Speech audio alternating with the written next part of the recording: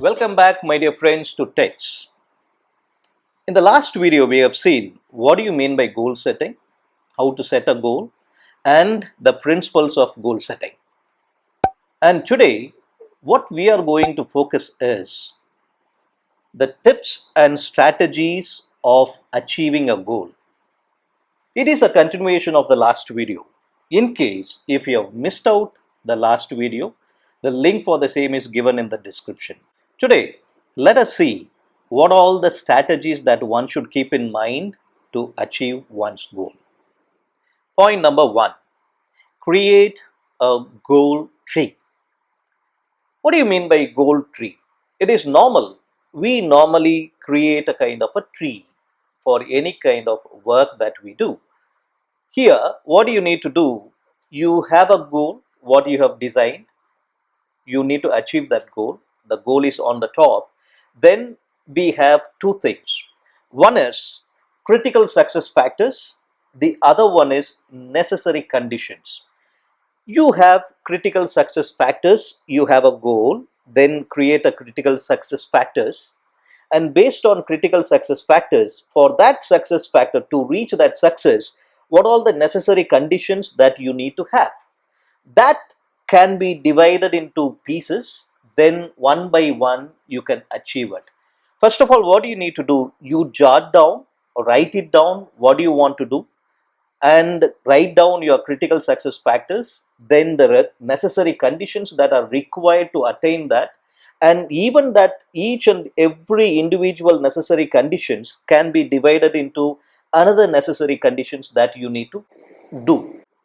Let me explain this with an example. Your goal, let me be very specific of selection of a goal for an engineering student. At the end of engineering, you need to get into an IT company or any of the companies. To be specific, the goal set is I want to get into Cognizant. So, getting placed in Cognizant becomes the first goal. That is the goal. Then what are the success factors? One, technical skills. Two, the other skills required. In case if you have to get into Cognizant, you need to have these success factors. One, technical skills, the other skills. So when you are dividing technical skills into necessary conditions, it can be first one, the basic engineering degree, that is necessary condition 1.1. Then domain specific skills, necessary condition 1.2. When you are coming to the other skills, you are dividing them into necessary conditions. One is aptitude, the other one is soft skills. Aptitude, necessary condition 2.1, and soft skills, necessary condition 2.2. So, further you are dividing that necessary conditions to other necessary conditions. For example, engineering degree. What you are supposed to have? 60% of marks. That is another one. Necessary conditions 1.2.1. Then no arrears. You are not supposed to have any backlogs when you are attending the interview of Cognizant. So you need to get that objective clear. So that is necessary condition, another necessary condition. Then the another necessary condition that you can divide, completion of engineering degree. You are not supposed to have any backlogs after 8 semester 2. You are supposed to clear everything. So this can be a kind of a tree for one. Then when you are talking about domain specific training, which has been created as a necessary condition 2. So for example, what do they focus on? What does Cognizant expect from a fresher? At least a domain specific knowledge on C, C++, then algorithms, then data structure. These are the three things that they normally expect a person to have a normal broad understanding about these coding platforms. But when you're talking about the other skills, we have segregated them into aptitude and soft skills.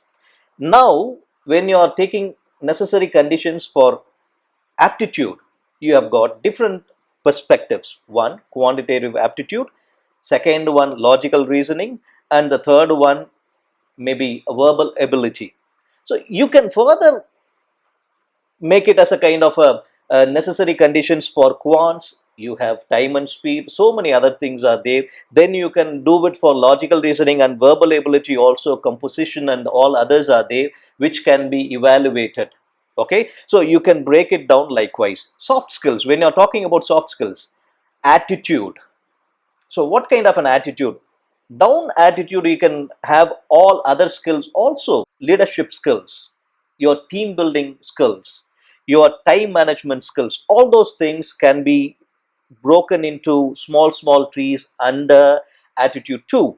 When you're talking about the second one, communication skills, there you can divide that into non-verbal and verbal communication, non-verbal body language. So further you can divide that, and this is called creating of goal tree.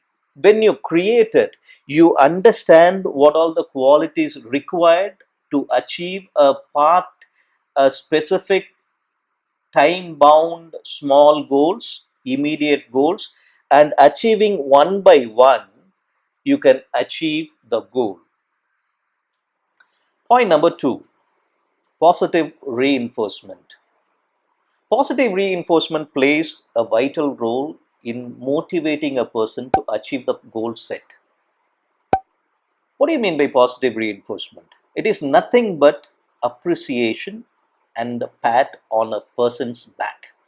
When you have divided the goal into small, immediate goals, when a person is able to achieve that target within a time bound time limit, appreciate them.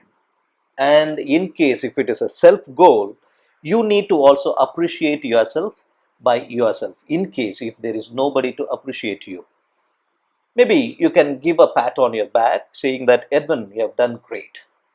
So that gives as a kind of a motivation, that acts as a motivation to reach the goal that you have set and achieve what you have set.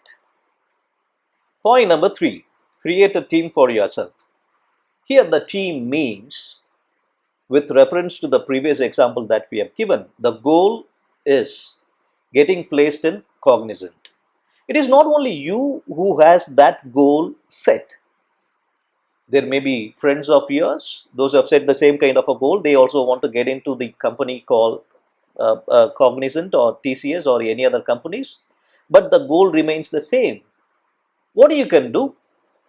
Catch them up, create a kind of a team among yourself, and have a common goal set, that is getting placed in cognizant, and what all the success factors that you need to go ahead with, evaluate and prepare a team and set a goal, a time bound immediate goals. So when you work as a team, there is a kind of a support extended from the other person too, to achieve that immediate goals on a time bound manner. So it acts and it makes you feel accountable, and it supports you and motivates you to reach the goal when you are working as a team. So create a team for yourself and march forward towards achieving the goal set. Point number 4, tell about your goal to the other. Here, the other means not your own team members. A person, maybe if you are a student, the faculty mentor that you have, or your parent, or any of your outside friends. Tell them about the goal that you have set. Tell them also to inquire you occasionally, periodically, about the goal that you have set. What is your process? What progress have you made in the goal that you have set? And let them evaluate objectively as an outsider whether are you going on the goal, on the way that you are supposed to go in order to achieve the goal. This will help you to evaluate yourself and understand whether you are there on the right path, or is there any kind of a corrective measures required to be implemented to make you set in the right path. So this will help you to be more accountable, and it keeps you in the right path on the way which is required to achieve the goal. Point number 5, be optimistic but realistic. You need to be very optimistic. When you have set a goal which are very, very important and which are not a cakewalk, it calls for commitment, and you need to be more optimistic. It is not a cakewalk. Any goal cannot be a cakewalk. So you have to struggle. You will face so much of a struggle on the way to achieve your goal. Be optimistic and march forward. You might face some failures. In case plan A fails, have a substitute plan B ready to be implemented.